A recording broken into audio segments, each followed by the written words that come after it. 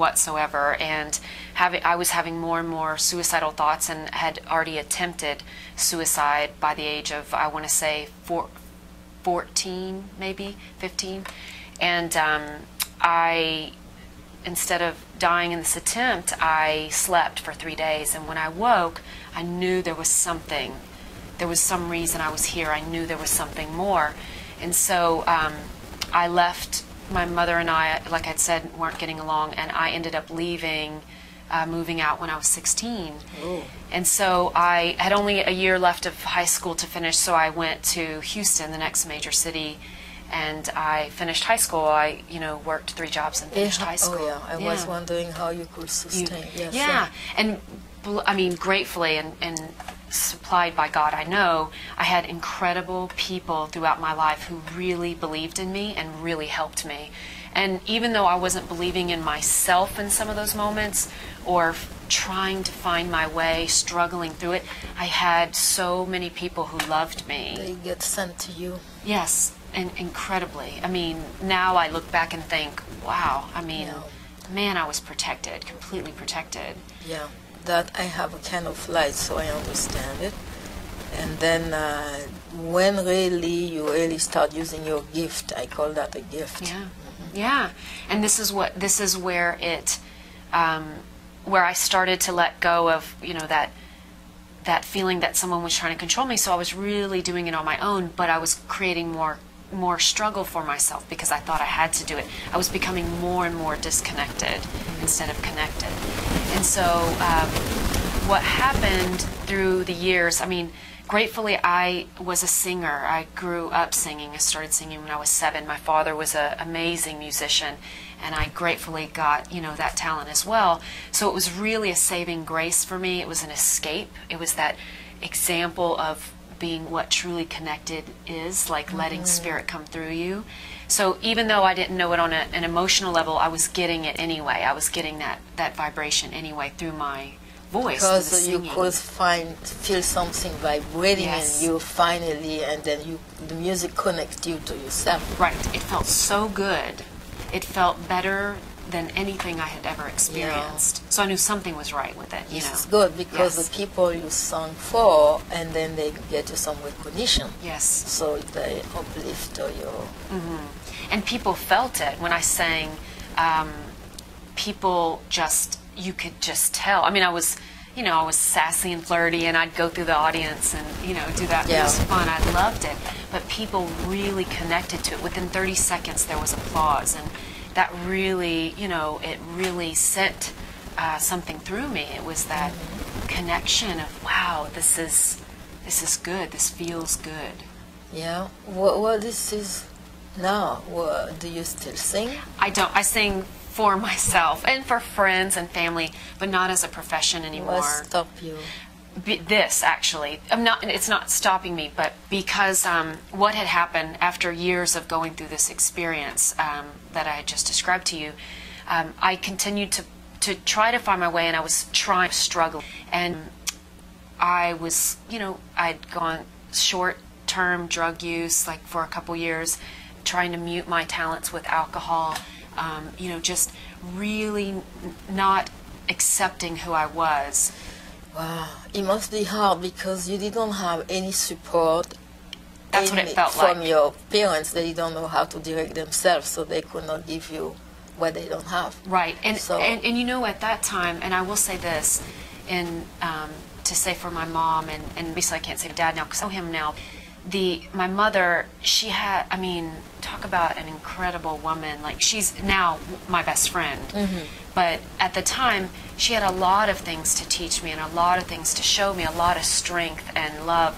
But I didn't want it. I couldn't accept it. I couldn't see it because I wanted it one way, and unless I got it that way, I didn't think it was there. So that was my own resistance to accepting. So after all these things had happened, and I continued to do, I was I was at the height of just my confusion, and I was in a car accident that I had caused. I had been drinking at a party, or at an event, and was late for another event, and I decided that I was okay to drive, which I was clearly not. Yeah. And I was speeding around a curve in Malibu Canyon, and I, thank God, didn't overcorrect in the curve, because had I would have gone right off the cliff.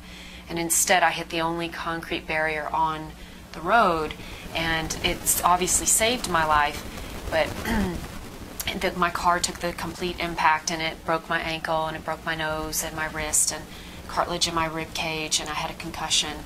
And when I came from that accident, I had just started studying with my own life coach, and it was very metaphysical teaching, and I started to learn about feeling feelings without resistance and letting go of judgment and fear. And so this accident looked like it was a bad thing, but it was an incredible thing. And I saw that pretty immediately, because I got to study with my teacher, my coach, at least 5 days a week, because I couldn't walk, I couldn't work, I couldn't do anything. So he was such an angel, and he helped me get through this. He helped me to let go of all that heaviness that I had acquired over these years, And then, so I rehabilitated 4 months, and then... You recover in 4 months? Well, 4 months, right. And then, it gets better.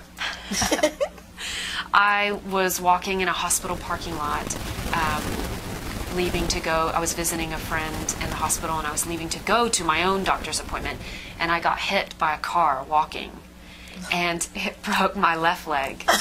So here was 5 more months of rehabilitation, so 9 months total. But the blessing was, in that 9 months, it was uninterrupted. I had no outer influence at this time. It's like a 9-month gestation.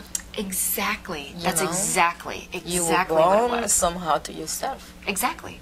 And so gratefully, I saw that right away, obviously with the help of my coach. I wasn't that wise at the moment, and he was such a blessing, to work with me in this way. And so we continued to work, and I knew that this was it. I knew that this was my purpose. I knew that this was my passion.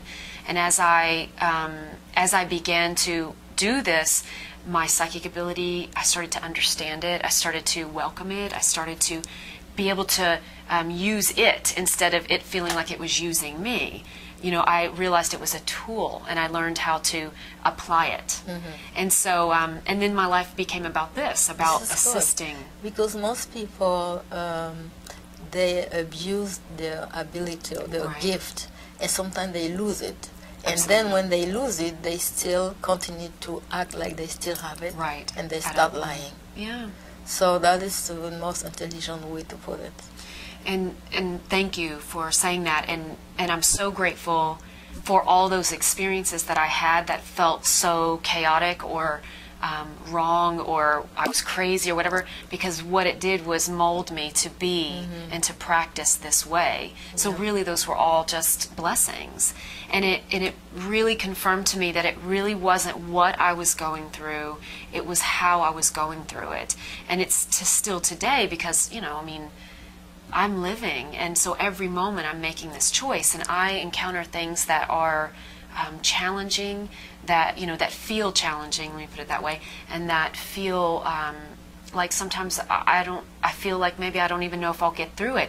But because I learned these tools, and because I help other people with these tools as well, I apply them and I use them, and it becomes my motivation, so that if there is someone out there that can learn this lesson and heal, not necessarily that they're not going to go through the lesson, but maybe it'll help them go through it quicker or more peacefully, then this is my purpose. That is why I do what I do. Because when you give freely, depends how the people receive it and how deep they receive it and how they're going to use it. You don't heal these people with what your tools you give to them, they can heal themselves. Right. And if I'm living that way, then I'm taking responsibility, and I'm saying, I'm not trying to fix this person. It's me. If I can see this in them, then it's in me.